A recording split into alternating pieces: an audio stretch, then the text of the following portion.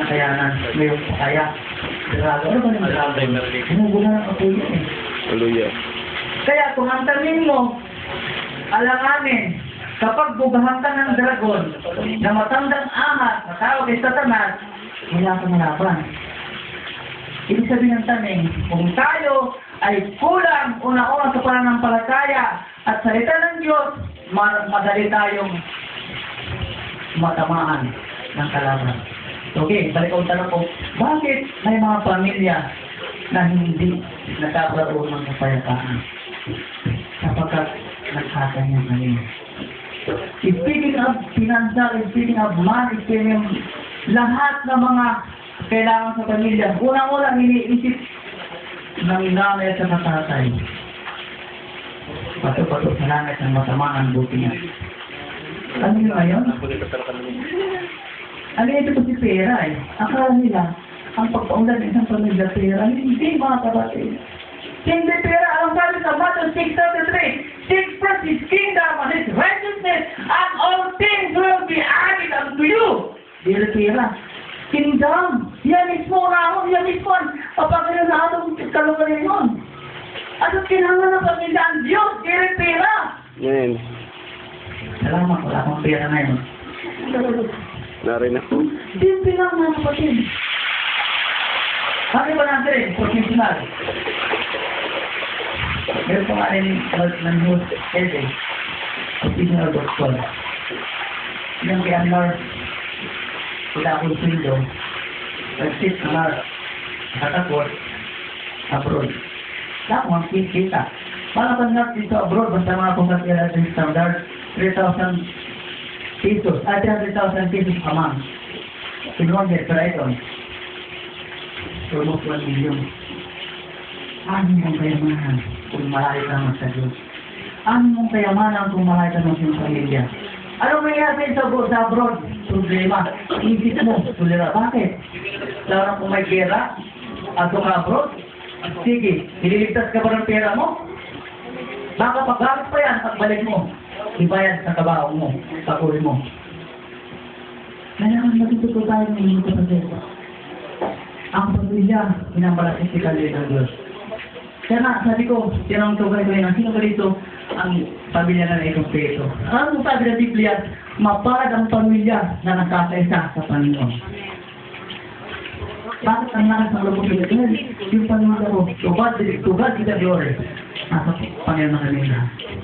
Ang anak ko dalawa lang, hindi nasusundan yan. Kasi yung bunso ko, 21 years old na. Yeah. Pero marami kong anak, personal. Okay. Diyan ako dinala ng buwan. Kaya lang silip. Sinabi niyo talaga, ito ko dito mag-talk about family. Lord, Pedro naman. Isa lang ang dapat gawin sa pamilya. Unang-una, magkaroon kayo. Kasi isang kumpanya, hindi pwede. General manager lang. Meron yan, vice president, secretary, treasurer, di ba? Kung manager lang, walang mangyayari ang negosyo. Walang mangyayari sa kumpanya. Hindi yung ganyan din sa pamilya. Ang tatay, ano ang tatay? Ulo.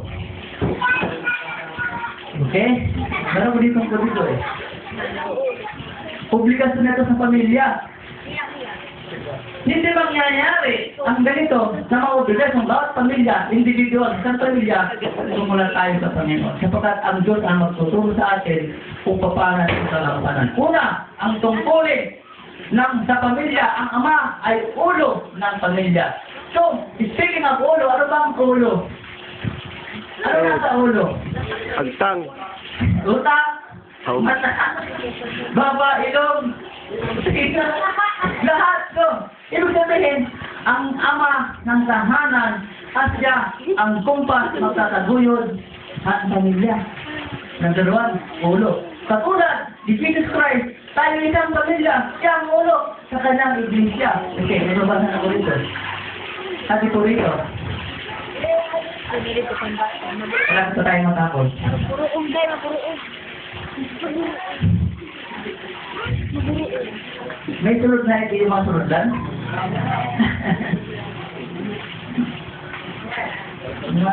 Sabi ito, ang pamilya ang pinakasintro ng tipan ng Diyos. What is tipan? Oh, ganun. Covenant! Wow! Kaya ang di nag-asawa, walang covenant yan. Bakit? Totoo yan. Di ba, ang mag-asawa kapag kinakasal, di ba, nakakada yung covenant, ring, that is covenant. Okay, balik tayo. Sabi dito, ang pamilya ay pinakasintro ng tipan ng Diyos sa matandang tipan at may pangunahing impensya at paghubog ng personalidad at pag-uugali sa bawat membro ng pamilya. Diyos mo, pamilya. Paano natin huhubogin ang ating mga pag-uugali ng bawat isa? Di ba may kasabihan? Sarili bigyan at Oh. hindi high stress ha? Hindi sa palengke. At home. Yeah, okay. Speak at home. Meron tayo yan. Family, house, and home. At ito talaga tayo mamaya. Tapos tayo pa rito. Ang tipan ng ito ay nagbigay daan sa matatanging relasyon ng pagitan ng Diyos at ng pamilya. Ang covenant nito, sa ito nagbibigay relasyon ng atong pamilya at sa Diyos. Ito ang covenant. Kaya na tamang sabi ni Mr. Abisalinan, ni Pastor. Gusto ko lang makipag-covenant ang Lord. Right is the right time now to say it's covenant. Then kung kita covenant sa Ginoo, pagkat sa covenant ng pamilya, ang God, pamilya ng Diyos, kailangan may individual tayo covenant sa iya. Kung wala kita covenant sa iya, wala na. Diba? Patuwa din mo kasawa. Kasama mo, may covenant. Hindi ka pwedeng magkiling ng iba. Hindi ka pwede ka makagay mga portahan. Hindi ka pwede ka ibang adalan. May covenant ka. Kapag may covenant ka na, kapag sa Diyos din atong pamilya ng mga tao, hindi itong pwede mag-pray. Kapag sabi ng Biblia, ang pinag-isa ng Diyos ay hindi pwedeng paghiwalay ng tao. Ang pamilya, hindi mo yan. Kapag simula pa, okay. Ang tipan nito ay nagbigay dyan, natatang relasyon sa pagitan ng Diyos at ang pamilya. Naniniwala, ibang Kristiyano, ibang Kristiyano dito. Sino Kristiyano dito? Wala.